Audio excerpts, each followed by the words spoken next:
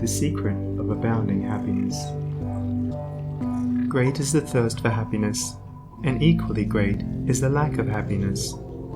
The majority of the poor long for riches, believing that their possession would bring them supreme and lasting happiness. Many who are rich, having gratified every desire and whim, suffer from ennui and repletion, and are farther from the possession of happiness even than the very poor.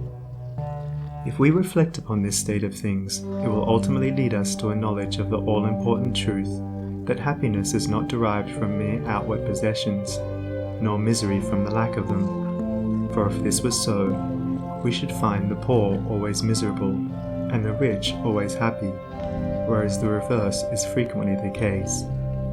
Some of the most wretched people whom I have known were those who were surrounded with riches and luxury, whilst some of the brightest and happiest people I have met were possessed of only the barest necessities of life. Many men who have accumulated riches have confessed that the selfish gratification which followed the acquisition of riches has robbed life of its sweetness, and that they were never so happy as when they were poor. What then is happiness, and how is it to be secured? Is it a figment, a delusion, and is suffering alone perennial?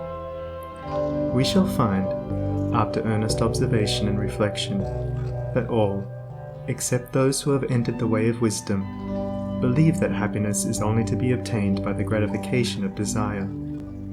It is this belief, rooted in the soil of ignorance, and continually watered by selfish cravings, that is the cause of all the misery in the world. And I do not limit the word desire to the grosser animal cravings. It extends to the higher psychic realm, where far more powerful, subtle, and insidious cravings hold in bondage the intellectual and refined, depriving them of all that beauty, harmony, and purity of soul whose expression is happiness. Most people will admit that selfishness is the cause of all the unhappiness in the world. They fall under the soul-destroying delusion that it is somebody else's selfishness and not their own.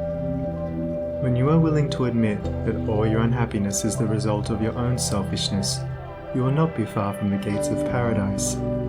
But so long as you are convinced that it is the selfishness of others that is robbing you of joy, so long will you remain a prisoner in your self-created purgatory. Happiness is that inward state of perfect satisfaction which is joy and peace, and from which all desire is eliminated. The satisfaction which results from gratified desire is brief and illusionary, and is always followed by an increased demand for gratification. Desire is as insatiable as the ocean, and clamors louder and louder as its demands are attended to. It claims ever-increasing service from its deluded devotees, until at last they are struck down with physical or mental anguish, and are hurled into the purifying fires of suffering. Desire is the reign of hell, and all torments are centered there. The giving up of desire is the realization of heaven, and all delights await the pilgrim there. I sent my soul through the invisible, some letter of that afterlife to spell, and by my soul returned to me, and whispered, I myself am heaven and hell. Heaven and hell are inward states. Sink into self and all its gratifications, and you sink into hell. Rise above self into that state of consciousness which is the utter denial and forgetfulness of self, and you enter heaven. Self is blind, without judgment, not possessed of true knowledge, and always leads to suffering. Correct perception, unbiased judgment, and true knowledge belong only to the divine state, and only insofar as you realize this divine consciousness can you know what real happiness is. So long as you persist in selfishly seeking for your own personal happiness, so long will happiness elude you, and you will be sowing the seeds of wretchedness. Insofar as you succeed in losing yourself in the service of others, in that measure will happiness come to you, and you will reap a harvest of bliss. It is in loving, not in being loved, the heart is blessed. It is in giving, not in seeking gifts, we find our quest. Whatever be thy longing or thy need, that do thou give, so shall thy soul be fed, and thou indeed shalt truly live. Cling to self, and you cling to sorrow. Relinquish self, and you enter into peace. To seek selfishly is not only to lose happiness, but even that which we believe to be the source of happiness. See how the glutton is continually looking about for a new delicacy wherewith to stimulate his deadened appetite, and how bloated, burdened, and diseased, scarcely any food at last is eaten with pleasure.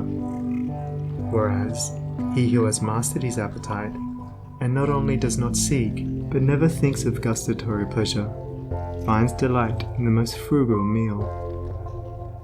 The angel form of happiness, which men, looking through the eyes of self, imagine they see in gratified desire, when clasped is always found to be the skeleton of misery. Truly, he that seeketh his life shall lose it, and he that loseth his life shall find it. Abiding happiness will come to you when, ceasing to selfishly cling, you are willing to give up. When you are willing to lose, unreservedly, that impermanent thing which is so dear to you, and which, whether you cling to it or not, will one day be snatched from you, then you will find that that which seemed to you like a painful loss turns out to be a supreme gain. To give up in order to gain, than this there is no greater delusion, nor no more prolific source of misery. But to be willing to yield up and to suffer loss, this is indeed the way of life. How is it possible to find real happiness by centering ourselves in those things which, by their very nature, must pass away? Abiding in real happiness can only be found by centering ourselves in that which is permanent.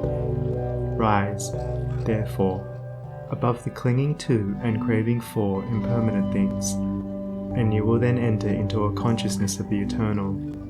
And as, rising above self, and by growing more and more into the spirit of purity, self-sacrifice, and universal love, you become centered in that consciousness, you will realize that happiness which has no reaction, and which can never be taken from you.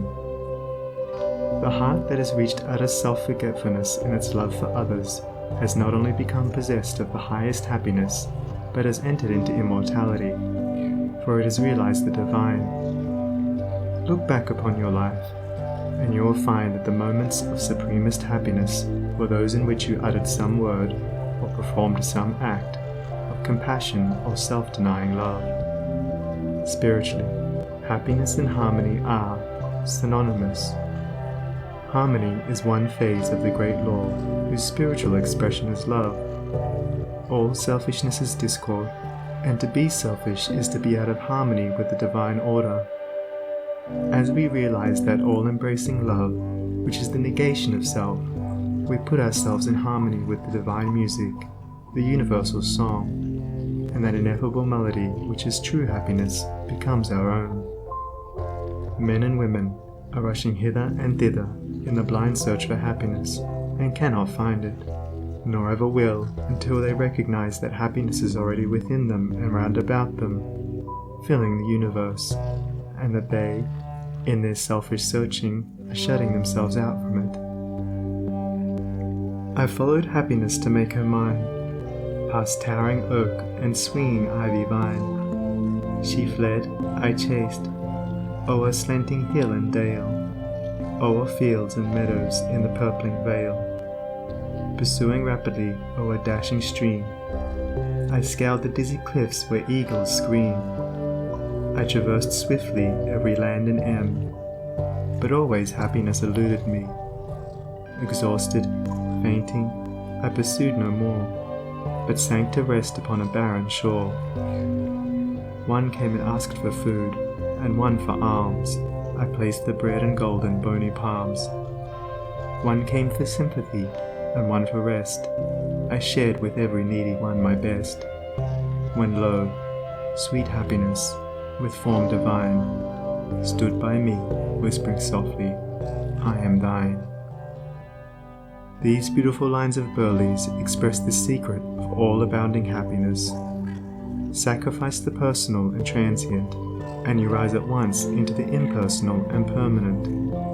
Give up that narrow, cramped self that seeks to render all things subservient to its own petty interests, and you will enter into the company of the angels, into the very heart and essence of universal love. Forget yourself entirely in the sorrows of others and in administering to others, and divine happiness will emancipate you from all sorrow and suffering. Taking the first step with a good thought, the second with a good word, and the third with a good deed, I entered paradise. And you also may enter into paradise by pursuing the same course. It is not beyond, it is here. It is realized only by the unselfish. It is known in its fullness only to the pure in heart. If you have not realized this unbounded happiness, you may begin to actualize it by ever holding before you the lofty ideal of unselfish love, and aspiring towards it. Aspirational prayer is desire turned upward. It is the soul turning toward its divine source, where alone permanent satisfaction can be found. By aspiration, the destructive forces of desire are transmuted into divine and all-preserving energy. To aspire is to make an effort to shake off the trammels of desire. It is the prodigal made wise by loneliness and suffering, returning to his Father's mansion. As you rise above the sordid self, as you break, one after another, the chains that bind you, you'll realize the joy of giving, as distinguished from the misery of grasping. Giving of your substance, giving of your intellect, giving of the love and light that is growing within you. You will then understand that it is indeed more blessed to give than to receive, but the giving must be of the heart without any taint of self, without desire for reward. The gift of pure love is always attended with bliss. If, after you have given, you are wounded because you are not thanked or flattered, or your name put in the paper, know then that your gift was prompted by vanity and not by love, and you are merely giving in order to get. You are not really giving, but grasping. Lose yourself in the welfare of others. Forget yourself in all that you do. This is the secret of abounding happiness.